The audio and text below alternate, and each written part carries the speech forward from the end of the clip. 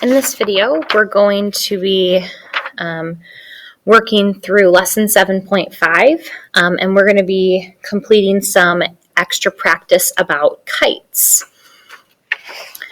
And so keep in mind, a kite is a quadrilateral where two consecutive sides are congruent. So for example, in this kite, segment BC and BA are congruent to each other, and segment CD and AD are congruent to each other. Now, there are some other properties about kites that are going to be important to know to solve some of these problems. The first is, keep in mind that the diagonals of a kite are perpendicular to each other. So they intersect at a 90-degree angle. Something else about the diagonals that's important is that the longer diagonal bisects the shorter. So what does that mean? That means that the shorter of the two diagonals gets cut in half by the longer diagonal. So this piece here, for example, is congruent to this piece. These have the same lengths. That's not true about the other diagonal, just the shorter one. And then lastly, in a kite, the opposite angles here are congruent.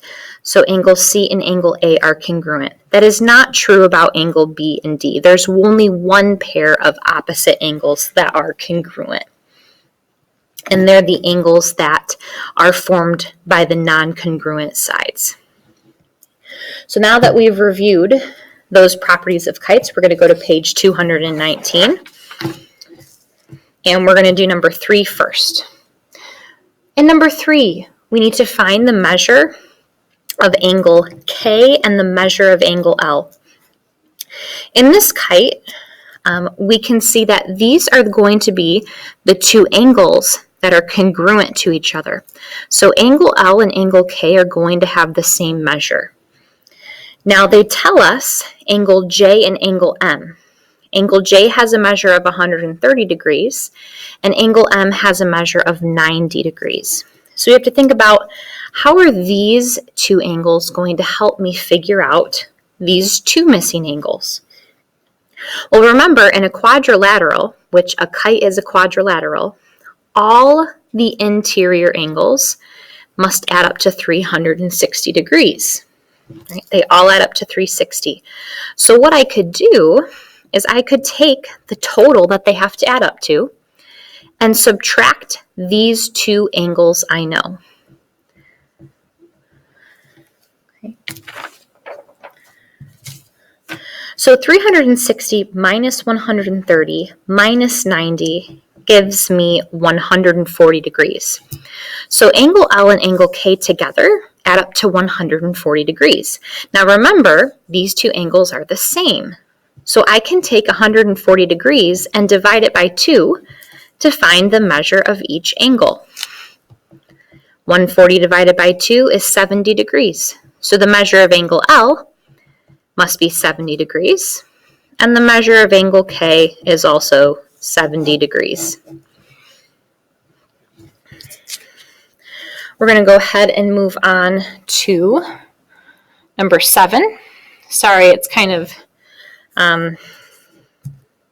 it ran into my other problems that I worked on earlier. In number 7, we need to find the value of x. So we need to use properties of kites to try to set up an equation that is true about the lengths we're given. In this particular kite, we're told the length of HJ is 9, and the length of JF is 1/10 x minus 1. Now, remember we said that in a kite, the longer diagonal bisects the shorter. So what that means is this length, HJ, must be congruent to this length, JF. I can set these lengths equal to each other. 9 equals 1/10 x minus 1. I just need to go ahead and solve this equation. So I'm going to add 1 to both sides.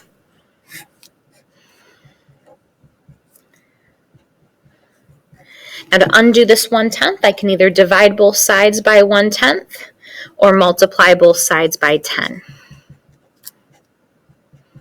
When I do that, I get x is equal to 100.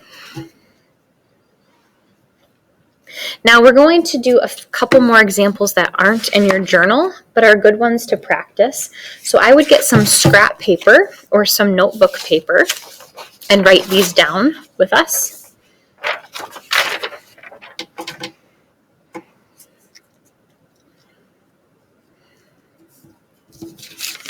And we're going to do this example together.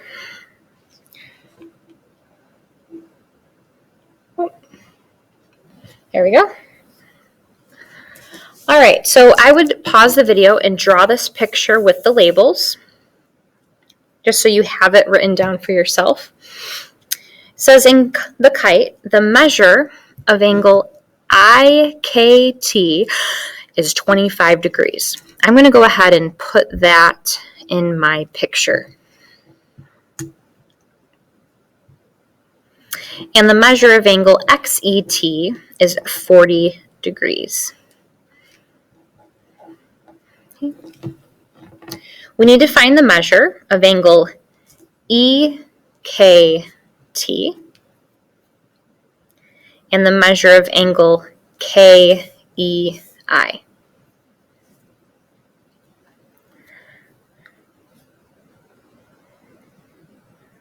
Okay, so I will kind of label that for us. Here, we're wondering about this angle, and we're wondering about this angle. All right, so another thing that's going to be helpful that we don't have labeled in the picture but we know is true is that, remember, the diagonals not bisect each other, they are perpendicular. So these angles are all 90 degrees. That is going to help us. So in a kite, this diagonal here bisects this angle. So this angle IKE is bisected by the diagonal. So if this angle is 25 degrees, so is this angle.